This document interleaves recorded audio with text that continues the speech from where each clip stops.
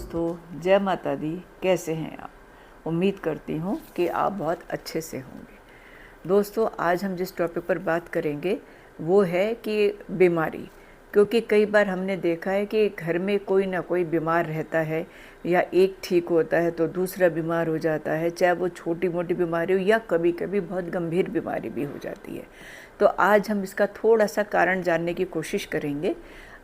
तो मैं हूँ आपकी tarot reader, numerologist, crystal healer, motivation speaker and life coach Praveen Singh.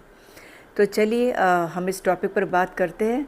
और हाँ दोस्तों, अगर आपको मेरे चैनल पर ये कंटेंट पसंद आ रहे हैं तो प्लीज़ आप सब्सक्राइब करिए, लाइक करिए, शेयर करिए और हाँ, बेल आइकन दबाना ना भूलें। तो चलिए हम बात करते हैं आज के विषय पर। तो दोस्तों, होता क्या है कि हम जब भी कोई मकान लेते हैं, आप नया मकान ले रहे हैं तो उसमें तो आप पूजा करके हम लोग जगह अपना एंटर करते ही हैं घर में। यदि आपने कभी कोई मकान रीसेल में लिया है तो ये मेरा मानना है, और मैं हमेशा आपसे कहती हूँ कि अगर आपको वो बात मेरी अच्छी लगती हैं तो आप उनको ग्रहण करिए, नहीं तो जो आपको अच्छा लगता है आप वैसे कर सकते हैं। तो जैसे हम रीसेल में मकान लेते हैं तो हमें नहीं पता होता कि उस मकान की एनर्जीज कैसी हैं, जो लोग उसमें रह रहे थे वो कैसे हैं। हो सकता है कि उसमें कोई ऐसी मिसहैपनिंग, मतलब कोई बीमार बहुत रहा हो उसमें, और उसी मकान में जैसे बहुत बीमारी के बाद होता है ना कि डेथ भी हो जाती है, बहुत सारी चीज़ें नेगेटिविटी होती हैं। तो मैं सिर्फ आपसे ये कहूँगी कि आप कभी जब भी रीसेल में मकान लें कोई, तो आप अच्छे से पूजा वगैरह, वास्तु वगैरह उसका करा लें। ये मेरी एक सलाह है, अगर आपको अच्छी लगती है तो। और नंबर 2 बात, इसमें हमारी कुछ अब आदतें भी काउंट हो जाती हैं। जैसे कि आजकल का जीवन बहुत भाग दौड़ भरा है और बहुत सब हम लोग वर्किंग है, और इससे होता क्या है कि हम लोगों को अपना जो डेली की रूटीन है वो बड़ी मैनेज करके चलना पड़ता है। अब खाना भी हम लोगों को थोड़ी हाफ प्रिपरेशन करके फ्रिज का इस्तेमाल करना पड़ता है। तो फ्रिज में अब सब चीज़ें हमें रखनी पड़ जाती हैं, क्योंकि सुबह एकदम भागम भाग होती है, ऑफिस की सब चीज़ों की, स्कूल की, बच्चों के स्कूल की। तो मैं ये कहूँगी जितनी ज़रूरत है आपको, आप उतना ही खाना फ्रिज में करके रखें। क्योंकि ये तो इम्पॉसिबल है कि मैं ये कह दूँ कि आप बिल्कुल ही ना रखें, तो वो तो हो ही नहीं सकता है ना। तो कोशिश करें कि कम से कम आटा वगैरह या कुछ ऐसा चीज़ आप जो है कि आप वो फ्रेश गूंद लें। और क्योंकि आजकल वो ये कि हम लोग मेड वगैरह से कटवा के सब हम फ्रिज में रखवा लेते हैं। तो कोशिश करिएगा कि उसमें आप कम से कम उस खाने को मतलब फ्रिज में कम से कम रखें। नंबर 2 बात, हम क्या करते हैं कि हम खाना खाते हैं तो हम स्वाद में कह लीजिए आप, या अपनी प्लेट में जितना हमारी ज़रूरत होती है हम उससे ज़्यादा खाना डाल देते हैं प्लेट में।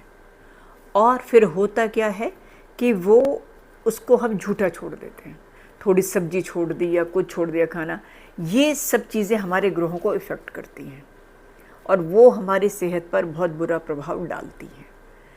अब जैसे आपने देखा होगा कि हमारे लिक्विड जितना भी है, दूध है, दही है, लस्सी है, जो कुछ जितनी लिक्विड चीज़ें हैं, पानी है, ये सब चंद्रमा से कनेक्टेड होता है। तो ये आप होता क्या कि अब बहुत सारे लोग जैसे होते हैं, जब खाना खाते हैं वो पानी अपना आधे घंटे बाद या कुछ अंतराल के बाद पीते हैं, लेकिन कुछ लोग साथ पीते हैं।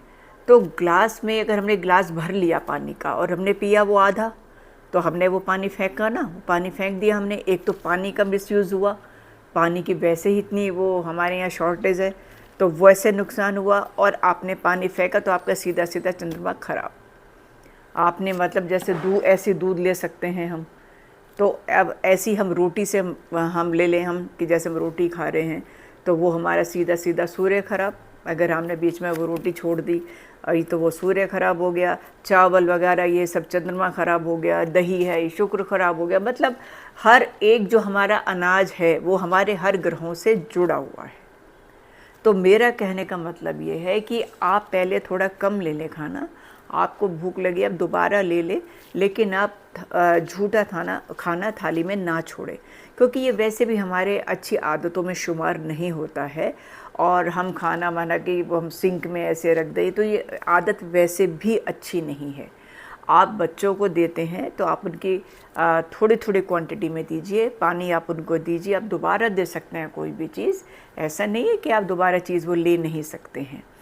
और नंबर 2 बात, आप जितने भी हम लोग ये सब जो वेजिटेबल यूज़ करते हैं जितने भी है, इनका भी कोशिश करिए कि जो इनके छिलके होते हैं वो कूड़े में ना डालें हम लोग अलग से मतलब उसको रखें, उसको अलग से। और ये तो आजकल वैसे सभी जानते हैं, और हमारे देश में भी ये शुरू हो ही चुका है, वेट और गीला कूड़ा, सूखा कूड़ा, ये सब शुरू हो ही रहा है।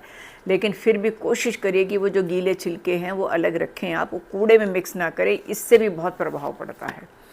हो सके तो आपके घर में कोई मेड आती है, आप उसको दे दे, वो किसी गाय को, किसी जानवर को जाके वहाँ वो डाल दे। इस तरह से अगर आप कुछ कर सकते हैं तो ठीक है। मेरा कहने का मतलब सिर्फ ये है कि उस चीज़ को कूड़े में डालें ना। कभी कोई रोटी, ना कभी कोई खाना कूड़े में बिल्कुल मत डालिए। उससे तो सीधे सीधे हमारे ग्रह खराब होते हैं और हमारे ईश्वर भी रुष्ट होते हैं। खाने की चीज़ों को कभी भी आप कूड़े में ना डालिए।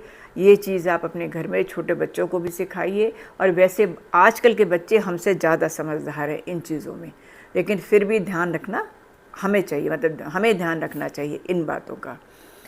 और नंबर 3, कभी भी जो मेडिसिन है आपकी, जो आप दवाइयाँ खाते हैं, वो बेडरूम में ना रखें, डाइनिंग टेबल पर ना रखें, किचन में ना रखें।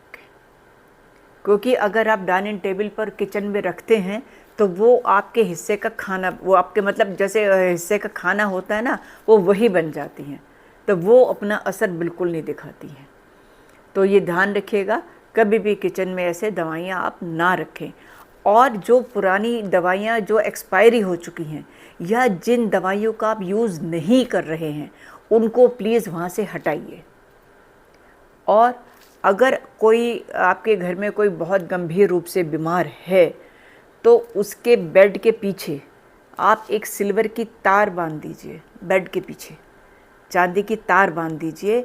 और मतलब ये बड़ी गंभीर बीमारी के लिए बता रही हूँ मैं, कि बहुत गंभीर बीमार है, तो 6 काले झंडे आप शनिवार को शनि मंदिर में दे सकते हैं। और चौथा उपाय बता रही हूँ आपको, साबुत उड़द होते हैं, जो साबुत उड़द, उनकी खिचड़ी बनाइए चावल डालकर। और सैटरडे में जो हमारे बैगर्स होते हैं, 7 बैगर्स, वो 7 बार करना है ये वाला आपको, खिचड़ी वाला। आप 7 बैगर्स जो हैं आप उनको खिला सकते हैं। और लेकिन झंडे आपको एक ही बार देने हैं सैटरडे को। और 7 झंडे दे सकते हैं आप, 7 झंडे दे दीजिए आप। तो और सबसे बड़ी बात, आप जैसे मतलब ये आपने जो ये झंडे और ये मैंने जो खिचड़ी बताई आपको, इसके अलावा भी आप शिव मंदिर में, मतलब शिव जी जहाँ पे उनका पूरा परिवार होता है, वहाँ पर आप काले तिल चढ़ाकर रेगुलर 11 शनिवार, 11 शनिवार कम से कम आप शनि पे, उन पे, शिव जी पे आप जल चढ़ाइए रेगुलर। ये उनकी बात बता रही हूँ जो बहुत गंभीर रूप से बीमार हैं। तो ये इस टाइप के उपाय बताए हैं। बाकी तो जो आपके, अगर आप पूजा पाठ करते हैं, आप अपने पंडित जी से पूछते हैं, वो सब चीज़ें जो बताते हैं। और मेडिसिन तो आप करते ही हैं, वो दवाइयों के बिना तो कुछ है ही नहीं, वो तो आप करेंगे ही। लेकिन ये चीज़ें मैंने थोड़ी मोटी मोटी सी आपको ये बताई हैं कि जो अभी तक मैंने आपको बताया, वेस्टेज का, दवाइयों को वहाँ मत रखिएगा। और ये 2-3 उपाय मैंने आपको बताए हैं, ये आप कर सकते हैं उसमें। अगर कोई गंभीर रूप से आपके यहाँ बीमार है, जो चांदी की तार भी मैंने बताई आपको, उनके बेड के उस पर नीचे आप बांध सकते हैं। और हाँ, आप ये तो बच्चों के सिरहाने भी रख सकते हैं। एक तांबे के लोटे में आप जल रखिए। और क्योंकि जितनी भी नेगेटिविटी होती है, बच्चों को एंग्जाइटी हो जाती है, उससे भी कनेक्टेड है ये। एक तांबे के लोटे में जल रखिए और सुबह उठ के रोज़ उसको किसी गमले में डाल दीजिए। तो ये छोटे छोटे से मैंने अभी बताए हैं आपको कि अगर बीमारी मतलब हमारे घर से नहीं निकल रही है, तो ये बहुत छोटे छोटे से उपाय हैं जो हम कर सकते हैं। इसके विषय में अगर बहुत डिटेल में बात करेंगे आपसे, आगे जाके कोई अलग से वीडियो बनाऊंगी मैं इसके ऊपर पूरा। लेकिन अभी ये हमने बहुत छोटी छोटी बातें करी है, बहुत छोटे छोटे उपाय आपको बताए हैं। तो इसी के साथ मेरे को उम्मीद है कि आपको ये छोटा सा वीडियो मेरा अच्छा लगा होगा। और आगे इसमें से कोई उपाय आप करना चाहें तो आप कर सकते हैं। और मिलती हूँ आपसे अगले वीडियो में, अगले किसी कोई विषय पर, अलग सा कोई विषय लाऊंगी आपके लिए। आप खुश रहिए, स्वस्थ रहिए और मुझे आज्ञा दीजिए। मिलती हूँ आपसे। नमस्ते।